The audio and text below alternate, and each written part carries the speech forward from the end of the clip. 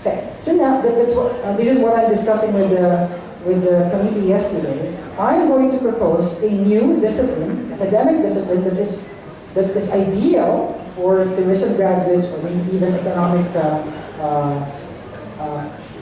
departments, called tourism finance. So tourism finance, the full title of my talk is tourism finance, investing and financing in sustainable tourism. Next, so to formally define tourism finance, I am proposing that the definition should be like this. So look at this definition of money. It can be a possible area of finance dealing with managing the sources of financing and investments to maintain the financial sustainability of organizations and take note of this. And what I mean by organization is that businesses, it's not only businesses, non-profit organizations, cooperatives, and even the government, involved in the travel and tourism sector. I heard that Indonesia is very active right now in promoting and supporting tourism, right? And what I want to highlight is that tourism finance can also be involved in financing initiatives to discover new tourist destinations. Okay? Next, Esa. So what's the purpose of tourism finance? Okay? So this can set criteria on which value-added tourism projects should receive investment funding. So through the help of finance, next Esa. Through the help of finance, we can be able to compute present, future values, or net present value. These are some tools that I'm using to evaluate projects. Okay? This is corporate finance projects. And if they have positive cash flow, then we can be able to pursue the project. And tourism finance can also evaluate a tourism organization's financial needs and raise the appropriate type of capital. Okay? Are we going to borrow money?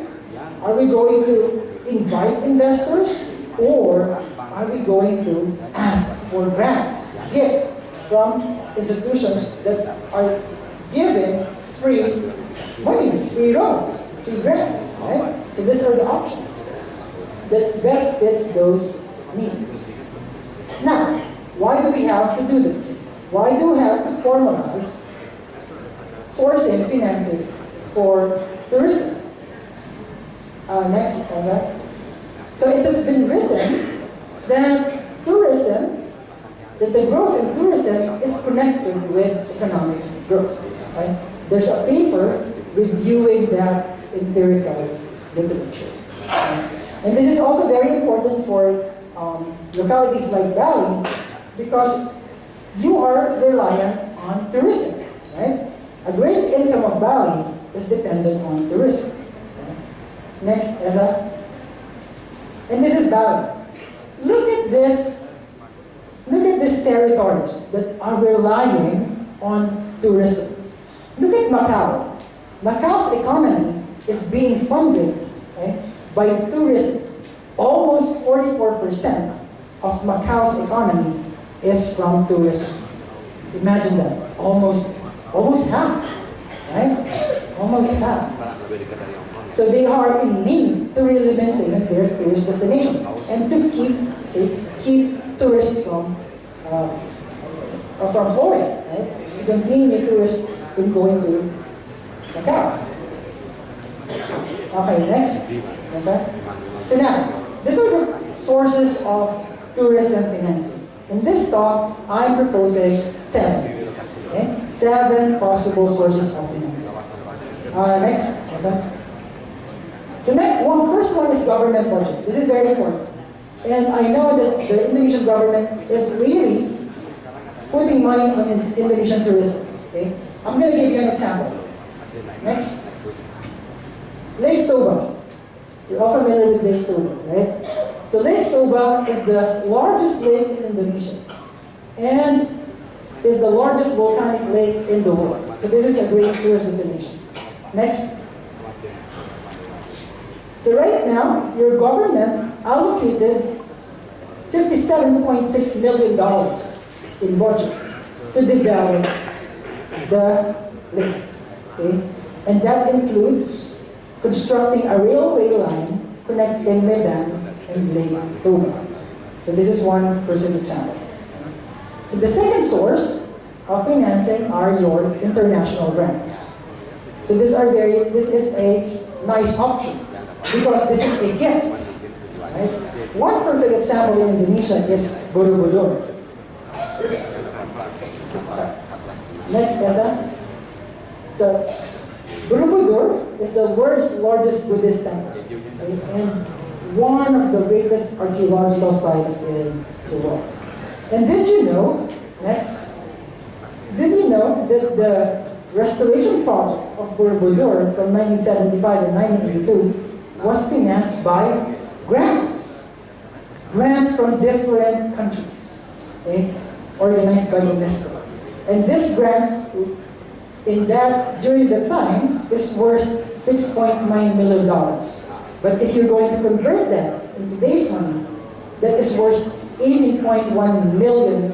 Right?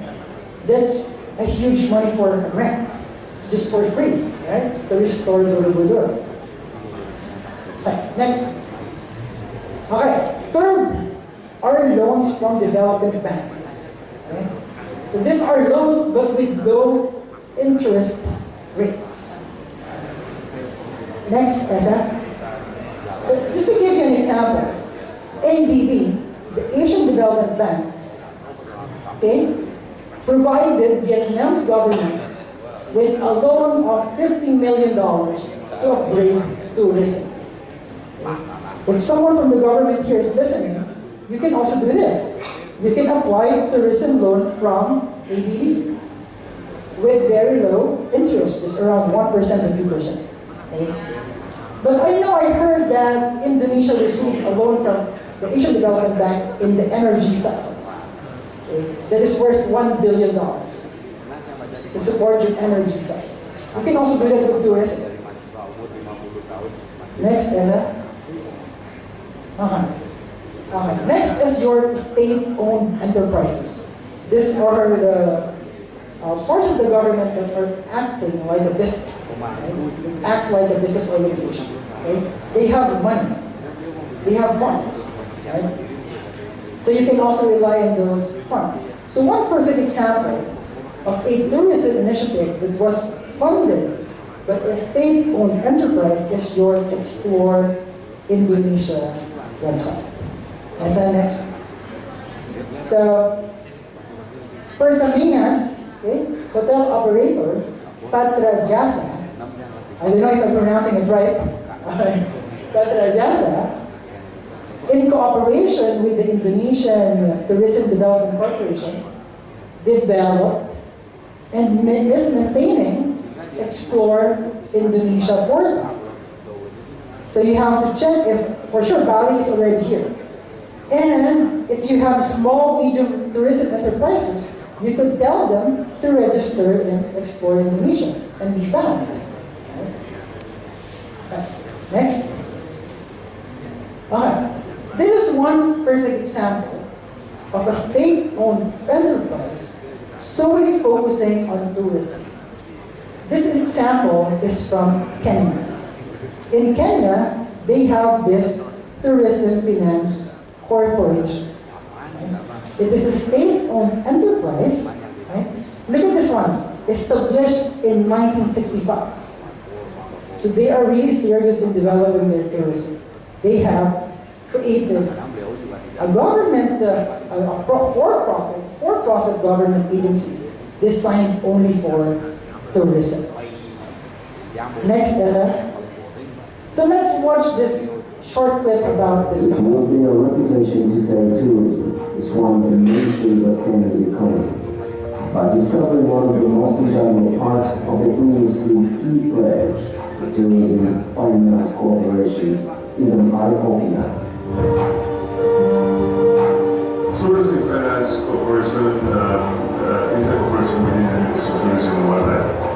And it's a corporation which has been in existence in Kenya for quite a while now, since 1965, which is called Kenya Tourism development cooperation.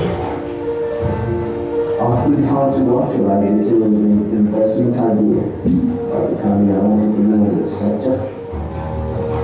Our main goal in the industry is to enhance and be able to provide an ample investment environment for every single person who is interested in investment and tourism industry, to provide advisory services, to ensure that that investment is able to be implemented in Kenya, and then to provide finance that comes to be able to support that investment, to be able to be financially sustainable in the long run.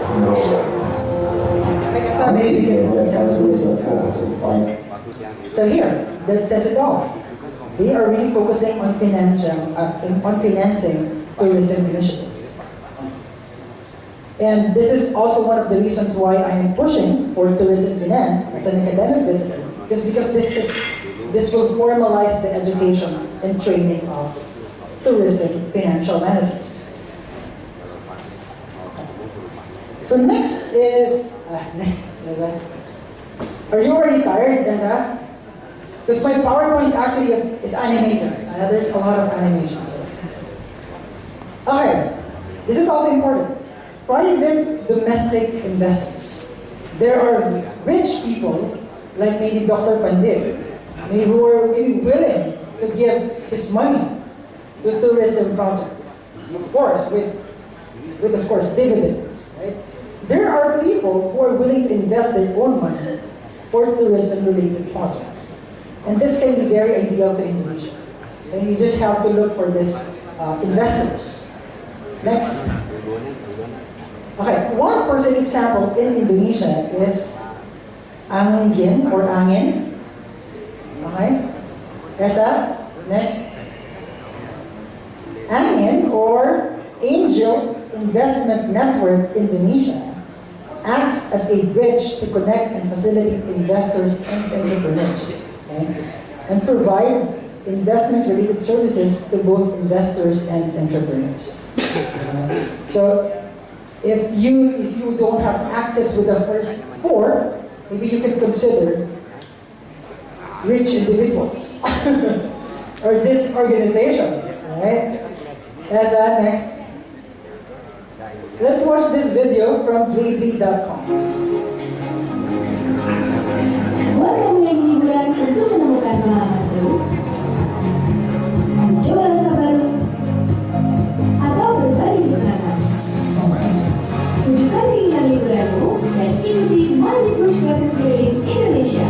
Makin sering belanja di Bali.com, makin besar kesempatan memenangkan liburan gratis sepanjang tahun. Ayo, belanja sekarang! Right there. Even if I don't understand Bahasa, I can tell that this ad is promoting tourism. Right? And next essay. Legally, actually benefited from private domestic investors. Okay? The first investors of Bali are actually angel investments, right? When they are just started. But right now, they are now an organized organization, huge company in Indonesia. Okay, right?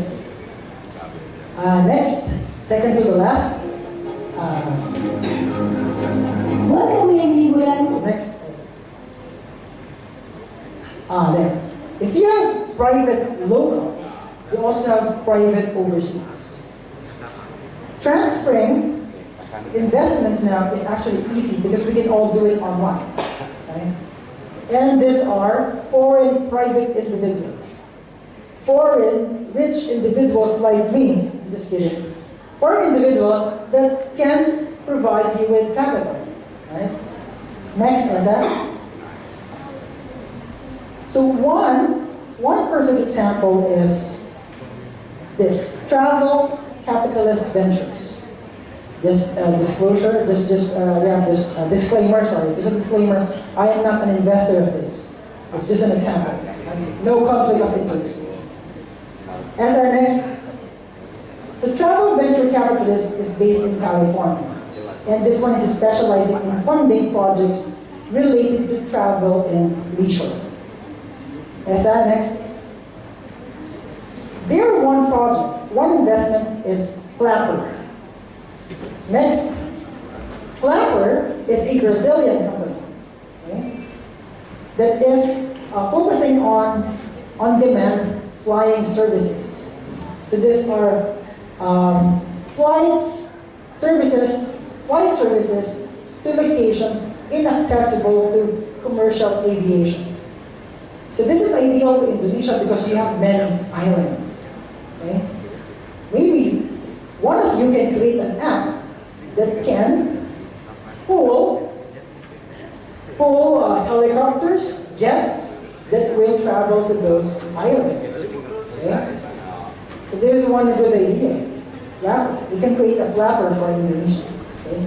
So the company, can you go back? Yes, sir? Travel Venture Capitals.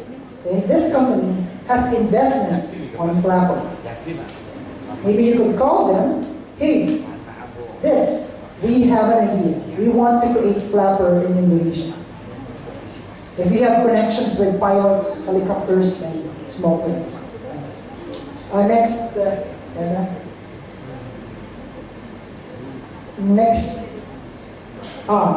last one are your commercial banks. This is very common, okay?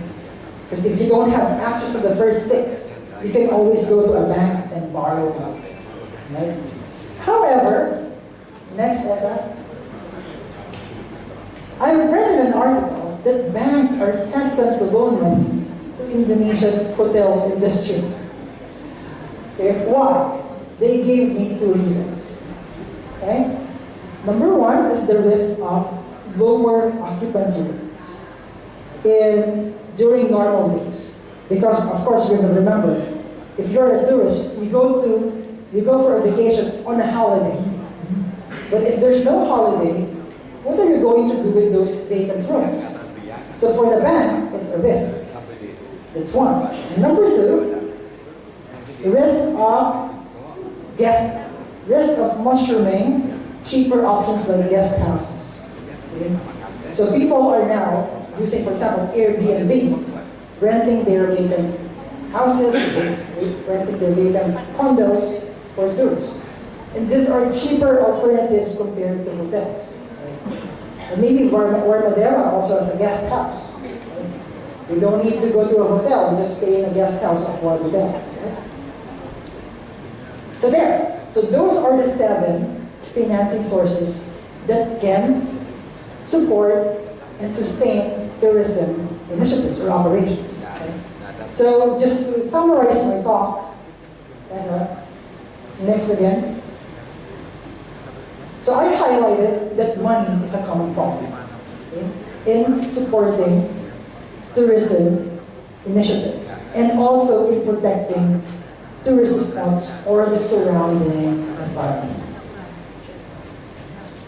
And next, so in this talk, I just introduced, okay, a possible future new academic field called tourism finance and the benefits of having an organized formal education for tourism financial managers.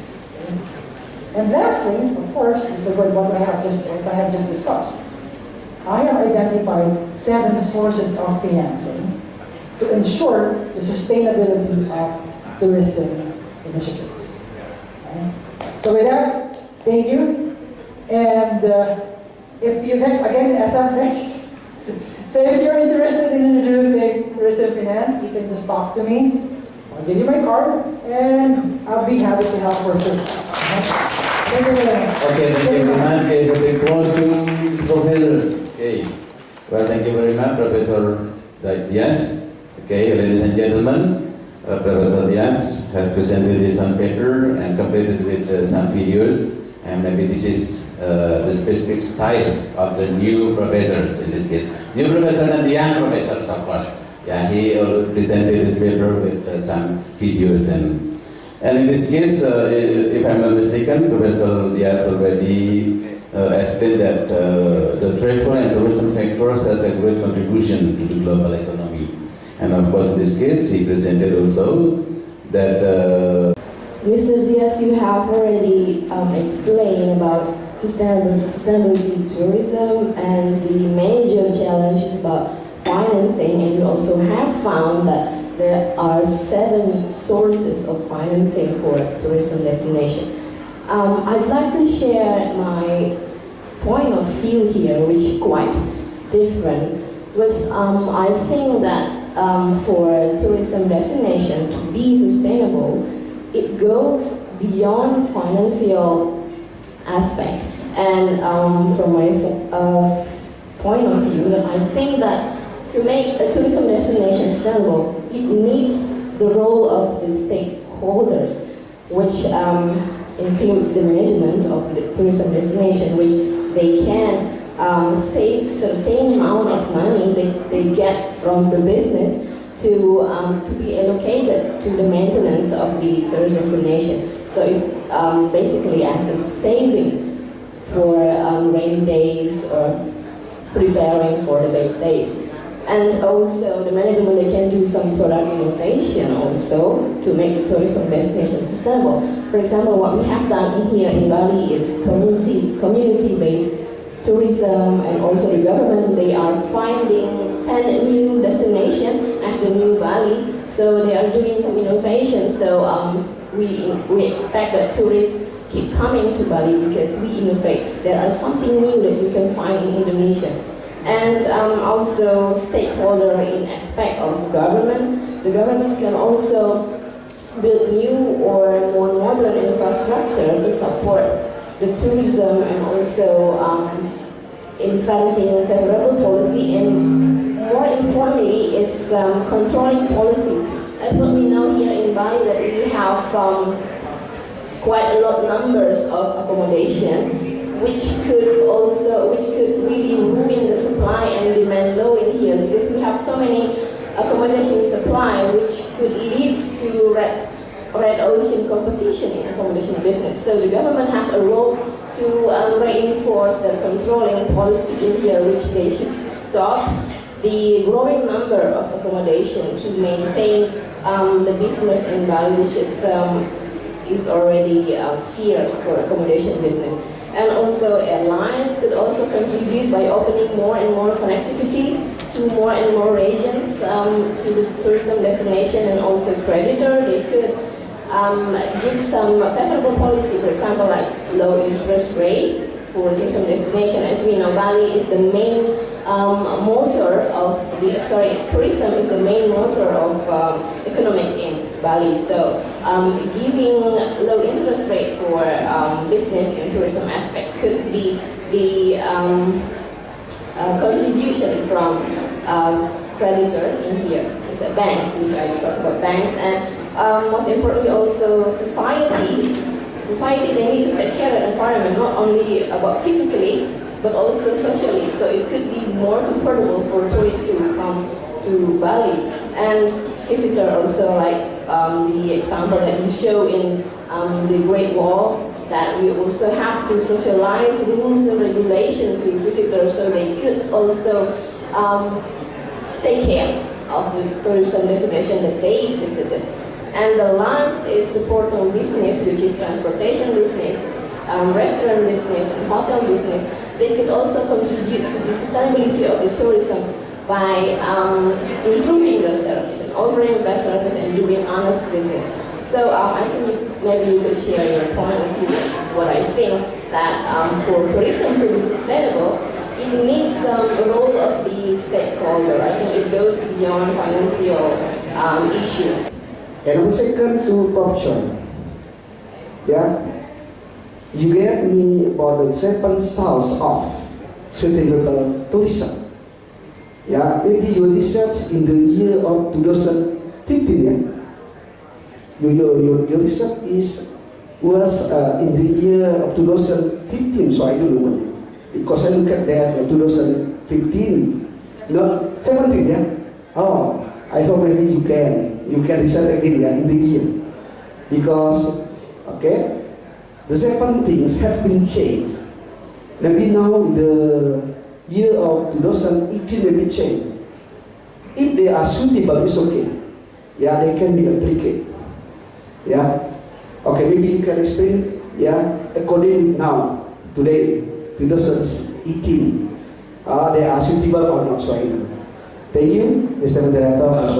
Okay, thank you very much. So as I told you that now he is in Bali and also he is using the time to doing some small research. Okay, thank you very much. So there are two questioners, but absolutely each has more than one questions. So, who's first? Yeah, results. Okay.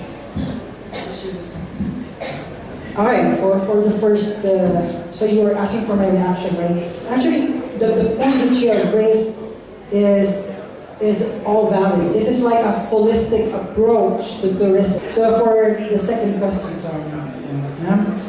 you have mentioned two primary sources, government and private. Actually, there are three. If I'm going to group the seven, I'm going to group it by three. One is government, two is private, and then three are your non-profit organizations, like your foundations, okay? Those institutions that are giving grants, like UNESCO. Okay? For example, in Borobudur, UNESCO helped Indonesia in collecting those grants. So there are actually three, if you group them. So what is better? I believe the better option is still the government. Okay? Government funding, government budget. Because the government has a more general approach, more macro level, wherein it can view where the development should go, right? Depending on the strategic plans of the government. So the government is still the best source of funding, right? But these are for big projects. But we all know that we have to be entrepreneurial. Every Indonesian or every citizen should be entrepreneurial. So if you want to be an entrepreneur, you must be also tapping other sources of financing. You should not expect the government to be always helping you. We should also help the government. So this should be a two-pronged approach. The push from the government and the motivations of individuals to create business or to be entrepreneurial. Right? Okay, how should we gain priorities in this tourism projects? Well, from finance, you have to compute the cash flow. Right? If you have the projected cash flow and if it has a positive net present value, then you should go into the project. Okay, but for non-finance aspects, well, you prioritize those projects that have this great support from the government, because it will be easier for you. Like for example, like what's happening in Lake Toba, right? So if you are an individual, development is coming to Lake Toba, maybe I can create think of some businesses. Okay, so it's like you are riding the wave of development. There's a wave, you ride on it, it's easier to travel and to glide. However, if there's no wave and the water is just still, and if you're going to ride on it, it will be very difficult for you to move, right? So you should prioritize those projects that has already government support, right? But sometimes you cannot always get that. So what you need to do is to lobby. Hey, mayor. Hey, governor. I think this is a good tourist spot. Maybe we can develop it. So after they support it, then you can ride it that way. Okay, thank you very much. Okay, ladies and gentlemen, give applause first. Okay. Thank you very much for the speakers, because at the end of this session, they have given us a very important additional information. And I think because the MC and also the chairperson of the committee gave me signs many times that already we have, it is already 20 minutes, and now it's time for me to close, to end the session. And of course, this case again, thank you very much for the session. All speakers, of course, I told you that this is all speakers are very expert in their own field, and of course, what they have presented to us will be very important for us. Okay, and well, in this case, I close this session by saying Om Swastiastu, Om Santi, Santi, Santi Om. Thank you very much.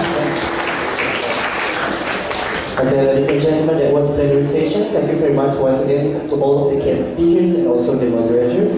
Ladies and gentlemen, now we are about an hour for a lunch break. And after lunch break, we would like to invite you again for the parallel session 1 and parallel session 2, which is located at the postgraduate program building. And once again, we would like to announce, for those who are interested in law or management, you can go to the room 1 and 2 on the 4th floor of graduate program building. And for those who are interested in public administration and linguistics, you can join us at the room 3 and room 4 on the 3rd floor of postgraduate program building. Thank you very much. Hadirin Bapak Ibu, acara dilanjutkan dengan santap siang bersama. Setelah santap siang nanti, kami harap Bapak Ibu untuk kembali lagi mengikuti seminar internasional untuk sesi paralel 1 dan 2. Bagi yang tertarik pada bidang hukum atau bidang manajemen, kami silakan untuk menuju ruangan 1 dan 2 dan letak di lantai 4 gedung pasca sarjana. Dan bagi yang tertarik untuk public administration dan juga linguistik, kami persilakan untuk menuju ruangan 3 dan 4 di lantai 3 gedung pasca sarjana. Dan makan siang akan berlangsung kurang lebih 1 jam saja. Terima kasih.